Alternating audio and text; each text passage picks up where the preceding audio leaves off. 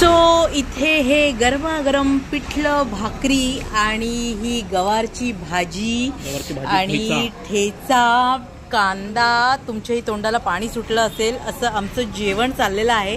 आज ॲक्च्युली आम्ही आलोय घोडबंदर रोडला आमची गाडी घेऊन. आमचं कारचं थोडंसं सर्व्हिसिंगचं काम होतं म्हणून, आणि ते होईपर्यंत म्हटलं जवळपास कुठेतरी काय जेवायला पोटात ढकलायला मिळते का बघूया. आणि अशा वेळी आम्ही जरा फिरत फिरत आलो तर आम्ही इथे आलोय. इथे तुम्हाला हे छोटेखानी असं शेतकऱ्यांचं हॉटेल अन्नपूर्णा म्हणून इथे आम्हाला बोर्ड दिसला आणि तिथे भाकरी ठेचा असं सगळं लिहिलं होतं. म्हणून म्हटलं की जाऊया आणि बघूया काय आहे. तर त्या मावशीनी आहे ना आम्हाला, त्यांच्याकडे फक्त गवारची भाजी अवेलेबल होती, पण त्यांनी या आहेत मावशी छान आहे.